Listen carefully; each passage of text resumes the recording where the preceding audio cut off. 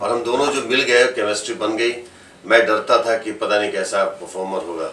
एक बार पहले मिला था, जब सेट पे मिला, तो आज अगर इसमें मेरे किरदार में कुछ बेहतरी हुई है तो उसमें बहुत बड़ा योगदान इनका है। हमारे तमाम सपोर्टिंग एक्टर्स जो अनीता रावत जी हैं, जो मेरे बगल में बैठी हैं, बहुत ही महत्वपूर्ण किरदार में, और इन्होंने भी शायद इसके पहले इस तरह का किरदार नहीं किया है। इस फिल्म में जो अनीता जी का किरदार दिखेगा, महेश आचार्य, जो अभी तक एक अलग तरीके का कॉमेडी का फील लेकर के चलता था, इसमें वो महेश है ही नहीं जो आज तक किसी फिल्म में, जितना मैं महेश आचार्य को जानता हूँ, अभी आया नहीं है अभी तक, तो वो महेश आचार्य वो नहीं है जो इस सिनेमा में है। हमारे एक को एक्टर है इसमें, मिंटू भाई, जो अजय सिन्हा जी उनको सब कहते हैं, तो वो एक नेगेटिव शेड लेकर के एक बहुत बेहतरीन तरीके से इसमें आपको दिखेंगे। हर कलाकार, और हमारे बाजू में जो हमारे निर्देशक बैठे हुए हैं, ये भी इसमें छोटा सा एक रोल अदा किए, घबराते किए हैं। कलाकारों की बात से अगर अलग जाऊं इस सिनेमा के, लेखनी, चूंकि लेखक यही हैं, निर्देशक की बात तो वो निर्देशक यही हैं, निर्माता वो भी यही हैं। एक बहुत महत्वपूर्ण इसमें भाग है जो है संगीत, और उस संगीत को सजाया है अमन श्लोक जी ने, और मैं शायद पहली बार उनको जान पाया कि उनके अंदर इतना डेप्थ है, इतना सोचते हैं, और लेखनी से लेकर के, म्यूजिक से लेकर के, गायकी से लेकर के, और एक संपूर्ण पैकेज जो संगीत का होता है, अब तक मेहनत कर रहे हैं, बैकग्राउंड में भी ये मेहनत कर रहे हैं, और सब नमूने, सब हीरे लोग हैं इसमें, जो भी टेक्निकल लोग हैं। कैमरामैन हमारे जग्गी पाजी थे जो बाबुल के कैमरामैन हैं। इसमें एडिटर हैं वो संतोष हाड़ावड़े, थोड़ा नाम लेने में थोड़ा अजीब सा लगता है। हमारे जो बैकग्राउंड में हैं उसमें सुरती साहब है, असलम सुरती साहब, सब लोग तराशे हुए लग रहे हैं मुझे। एक होता है ना कि कभी सब हुनरमंद लोग एक साथ मिल जाते हैं तो चीज़ें अच्छी बन जाती हैं। कहावत भी है पुरानी की, राग रसोई पागड़ी कभी कभी बन जाए, तो ये वही है हाल अभी। ये तो मुझे लग रहा है जितनी मेरी सोच परिपक्व जो भी ऊपर वाले ने, आप लोगों ने बनाई है, उस परिपक्वता के नाते बोल रहा हूँ कि मुझे ये फिल्म अब तक की बेहतरीन फिल्मों में लग रही है।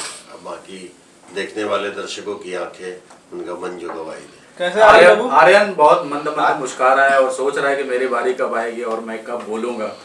बोलो आर्यन, कितना एक्साइटेड हो? कितना एक्साइटेड? सबसे पहले जितने भी लोग ये वीडियो देख रहे हैं उन सभी को पाँव छू के प्रणाम करता हूँ, और हमारे फिल्म के director, producer plus writer Madhusudan sir हैं, भोजपुरी के लेजेंड एक्टर जिन्हें कहा जाता है, हमारे अवधेश सर हैं, अनीता रावत मैम है, महेश सर अभी आए नहीं है, हमारे म्यूजिक डायरेक्टर हमारे अमन श्लोक सर, मिंटू अंकल हैं। काफ़ी अच्छी हम लोग की फिल्म है जिसका नाम है दादू आई लव यू। उसमें दोनों दादा पोते हम दोनों हैं, और काफ़ी अच्छी फिल्म है। ये मेरी दादी बनी है, और काफ़ी जल्दी मूवी आप सभी के बीच में आने वाली है, और ये काफ़ी प्यारी मूवी है। हमारे प्यारो संजय अंकल जो मुझे काफ़ी ज़्यादा सपोर्ट करते हैं, और काफ़ी अच्छा लगा इस फिल्म में मुझे काम करके। हमारे मधुसूदन सर ने भी रोल किया है, काफ़ी अच्छा वाला। मैं आप सबसे एक आग्रह करूंगा कि सच में सिनेमा की प्रोत्साहन होनी चाहिए जो बेहतरीन है, जो वक्त के साथ बदलते बदलाव के साथ बदला हुआ सिनेमा है, और वैसे लोगों को भी आप लोगों को बहुत ज़्यादा प्रोत्साहन देना चाहिए। मधुसूदन शर्मा जैसे लोगों को जो इस तरह की सिनेमा की सोच रखते हैं, जो मराठी इंडस्ट्री में ज़्यादा इनकी अपनी अभी तक व्यस्तता रही है, और मराठी इंडस्ट्री कितनी शिद्दत से सिनेमा के बारे में सोचती है।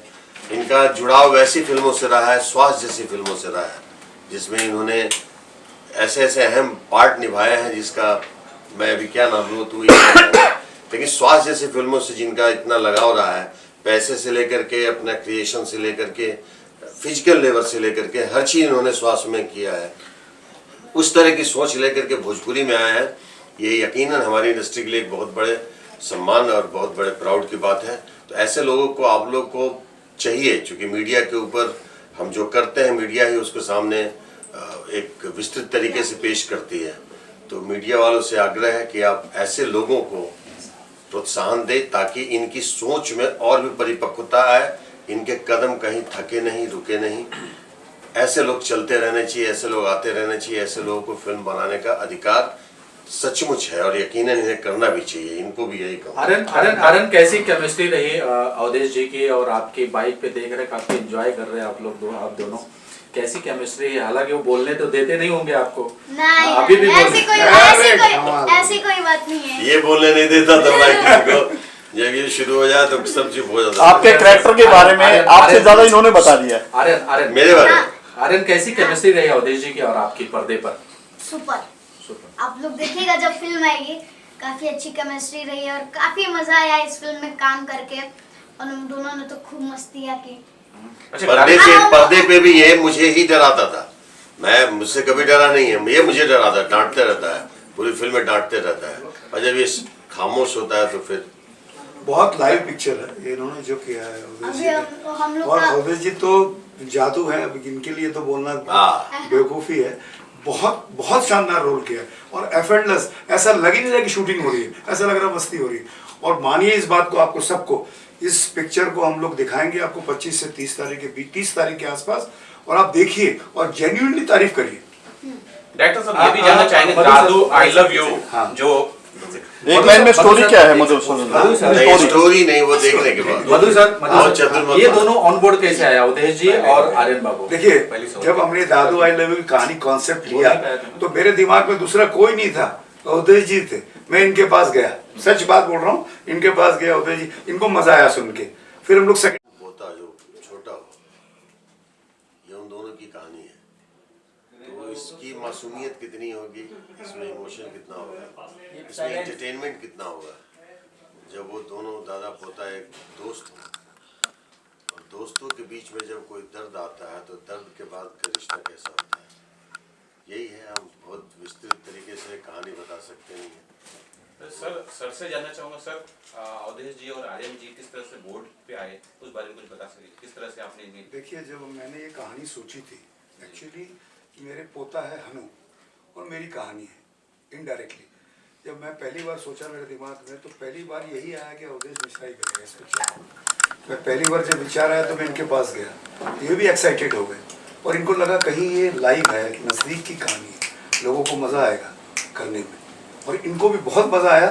और अवधेश जी के बारे में मैं क्या कहूँ, ये तो लुक कैमरा पर आएगा, क्वेश्चन किधर से भी आएगा? ओके ओके, साइलेंस भाई कोई बात नहीं करेगा। ठीक ठीक। भाई साहब ऊपर जो भी है प्लीज थोड़ी देर शांत रहिएगा। जी सर, कंटिन्यू सर। कंटिन्यू। चलिए, कोई नहीं। ये एक्चुअली बोलने में थोड़ी शर्माते हैं, थोड़ा सा करने में बड़ा इनका बिलीव है। और ये आए थे, ये अब मैं इनकी कहानी बता दूं। ये मेरे पास आए थे, ये सिनेमा लेकर के दादू आई लव यू जब इन्होंने अपनी कहानी सुनाई, कथानक सुना, इनके मन में उस समय विचार कुछ और था। मेरी बाबुल देखा था इन्होंने और इनको लगा था कि इस फिल्म को मैं लिखूं, मैं बनाऊं, डायरेक्ट करूं मतलब। लेकिन जो इनके सुनाने का तरीका था और जो इनका पुराना बैकग्राउंड है सिनेमा के प्रति, जो इनका खानदानी, जो इनके दादा, इनके चाचा, इनके फादर सब लेखनी विधि से जुड़े हुए हैं, और जो एक तरीका था कि मैंने बोला ये तरीका अगर इसका 50% पे उतार देंगे तो सिनेमा बहुत बढ़िया हो जाएगा।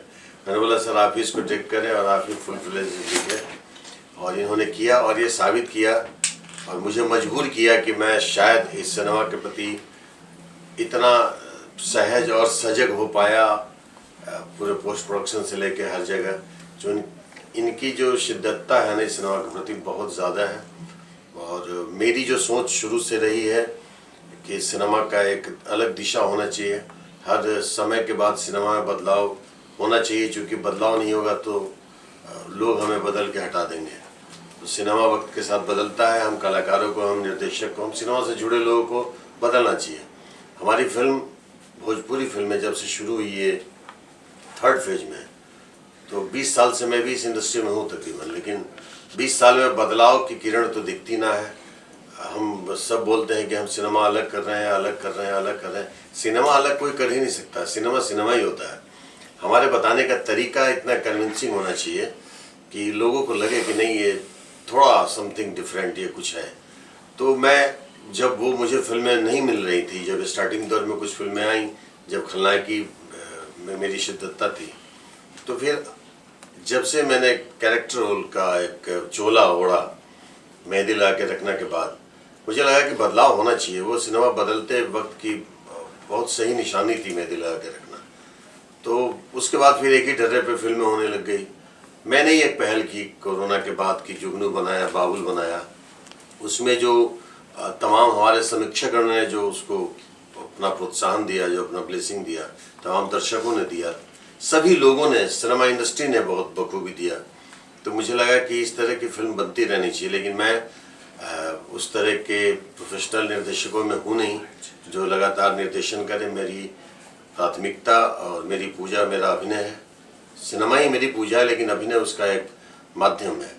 तो मुझे लगा कि ऐसे निर्देशक आने चाहिए, ऐसे राइटर आने चाहिए, और ये मुझे मिले बहुत दिनों बाद कि, और इनमें मैंने सारी खूबियाँ देखी और मुझे लगा कि शायद मेरी सोच सही थी, तभी ऐसे लोग आ रहे हैं।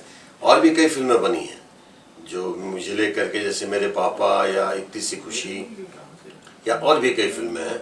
लेकिन ये एक इतना मैंने पागल आदमी देखा है इनको इस सिनेमा के प्रति कि इतना पागलपन किसी में नहीं हो सकता है। सिनेमा ही खाना, सिनेमा ही सोना, सिनेमा ही पीना, सिनेमा के अलावा कोई बात ही न करना। तो सिनेमा के प्रति इतना प्रेम जो मैं ढूंढता था, जो मेरे में झांकता था कि है कि नहीं, वो इनमें मुझे नज़र आया। और मुझे लगा कि शायद मेरी सोच को अब एक मजबूती मिलेगी। और यकीनन दादू आई लव यू उन्होंने जो बनाया, जितनी शिद्दतता से सोचा था उतनी ही शिद्दत से बनाया भी है। और आज उसका रिजल्ट देख करके मुझे प्राउड होता है कि मैं इस सिनेमा का अंग हूँ। इससे ज़्यादा मैं नहीं कहूँगा। और thanks to Madhusudan Sharma ji. Sir cinema के लिए तो आप भी बहुत पागल हैं। हाँ, मैं विलन का जब पागलों को ढूंढता हूँ। जब आपके विलन का किरदार किया तो बहुत शानदार किरदार हुआ। जब मैं बाबुल को देखता हूँ उसमें शानदार किरदार है सर, अलग एक किरदार आपने दिखाया। जुगनू में देखता हूँ सर, ये जुगनू और बाबुल की अगर मैं बात करूँ तो ये किरदार कितना अलग होगा। यूटर्न ले गया, आपकी पूरी जो करेक्टर है पूरा यूटर्न लेकर गाड़ी घूम गई है। एक विलियन से सीधा आप करेक्टर रोल पे आ गए हैं, उसके बारे में बात करें तो। कैरेक्टर ही होता है, चाहे हीरो का। विलियन का जो है लुक वो है, विलन भी एक किरदार ही है। हाँ, तो आप, और ये भी एक किरदार जी। और बाबुल और जुगनू से मैं इसको ऊपर का दर्जा दूंगा इस फिल्म को, इससे ज़्यादा कुछ नहीं कहूँगा इस फिल्म की विशेषता के बारे में। इसमें बहुत सारे रत्न है जगह में। सबसे महत्वपूर्ण जो रत्न है हमारे बगल में है। ये एक ऐसा अभिनेता मेरी ज़िंदगी में टकराया है मुझसे, जिससे मैं भी कभी कभी घबराता था। अमूमन लोग मेरे से घबराते हैं। तो मुझे ये एक ऐसा अद्भुत प्रतिभाशाली एक बच्चा इस कम उम्र में अभिनय के प्रति इस कदर की सहजता, मुझे अब लोग बोलते हैं कि मैं एफर्टलेस एक्टिंग पे ज़्यादा बिलीव करता हूँ। ये सत्य भी है कि जिस अभिनय में लगे कि मुझे कुछ करना पड़ रहा है, वो फिर कुछ तो गलत है। तो सहजता को मैं ज़्यादा ग्रहण करता हूँ और ये हमसे ज़्यादा सहज लड़का